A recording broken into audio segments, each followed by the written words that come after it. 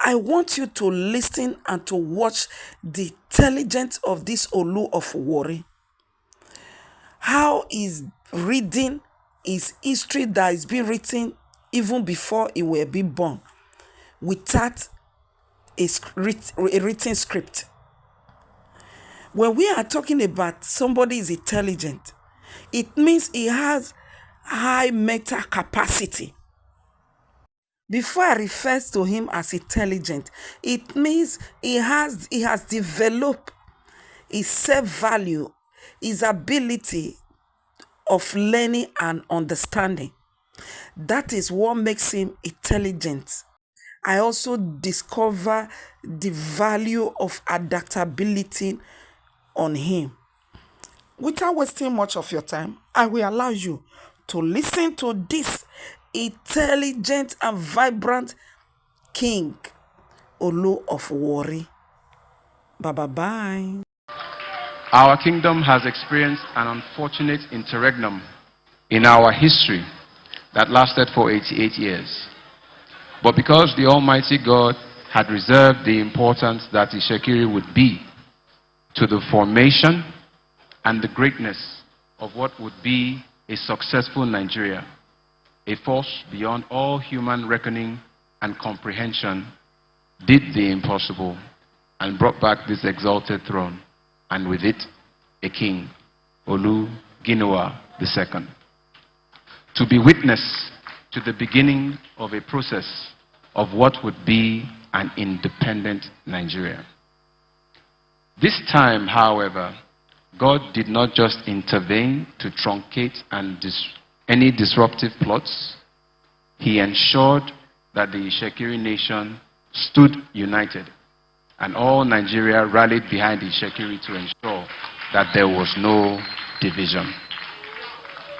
We aver before you all today that we are not and were never offended at any point in time during the process that culminated in this day that has seen me ascend to the throne of my fathers. This is, in every ramification, a very special day. One that has been predestined and divinely ordained by the Most High God. He and He alone could have determined that 3 months after our Idanike began in May, our coronation will take place today, the only Saturday in this year 2021 that occurs as the 21st day of the month. Distinguished ladies and gentlemen, this unique August day is truly a day of the Almighty God's divine visitation to Iwere Kingdom. It is not just a divine visitation, it heralds a divine habitation.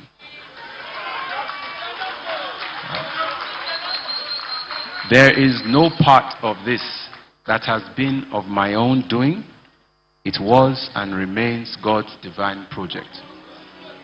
And as a result, the mischief that some had intended, God has used it for good. Our Yoruba brothers have an expression: when the palace of the king burns down, it is because a more beautiful one wants to be erected in its place. The taboo that was done by the desecration of our most prized crown jewels made a way for a more beautiful one, fashioned by our own royal person, while staying true to the inspiration of the one that came from Portugal way back in the 17th century. Before then, however, Olu Ginowa I brought a coral beaded crown from the source in Benin, and that crown adorned the heads of the first 6 Olus. Olu Atuwashe I brought a pair of silver crowns that would adorn the heads of the next 14 Olus. By the special grace of God, we have the privilege to introduce a new pair of gold and silver crowns to the already rich and beautiful history of the attire of the Olu of Warri. And as the progression of our crown is symbolic for all to see, from coral to silver and now to gold, so shall there be a spiritual, physical, social, and economic manifestation of the progress of our kingdom and our people. While not seeking to reopen old wounds, it is pertinent to recall the fact that following the grave injustice meted out to Olu Erejuwa II, he visited His Royal Majesty Oba Akenzuwa II of Benin and recounted his ordeal. In a reaction, a curse was placed on the land by both of them.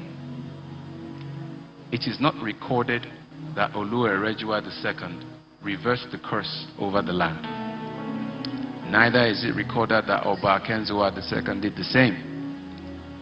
Most probably, the issue was never revisited. As a firm believer in the intricate interconnectedness between the spiritual and the manifestation in the physical, it is our firm belief that the matter needs to be addressed.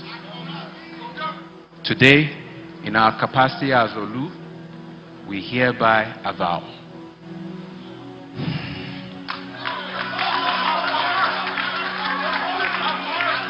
as the spiritual, cultural, political, and traditional ruler of this land, I, Ogiame Atuwase III,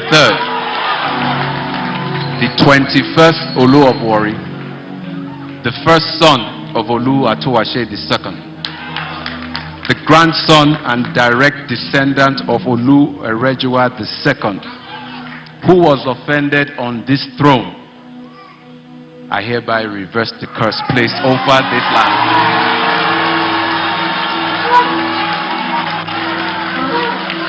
In its place, I release forgiveness and healing to the federal government of Nigeria, whose might was used to propagate that offense.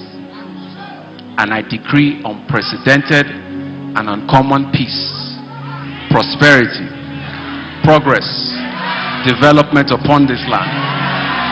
I bring down the government of heaven onto this land, and I direct it to flow as a force that can neither be sabotaged, slowed, nor stopped. It goes out as a strong ripple effect emanating from this kingdom to the rest of the Niger Delta, to the rest of the Nigerian nation, and even the African continent. Africa has always been shaped as a gun with Nigeria as its trigger. Today, that gun has been fired and full restoration comes out of the barrel. This land begins to yield its riches to us. All that has been hidden hitherto comes to the surface, and the world shall marvel as to how we have defied projected economic trends. And this time around, we shall be the ones to chart the course of our own destiny. And now, as the Shekiri is restored to its original identity as one of blessing, we decree, because the Shekiri is blessed, Nigeria is blessed.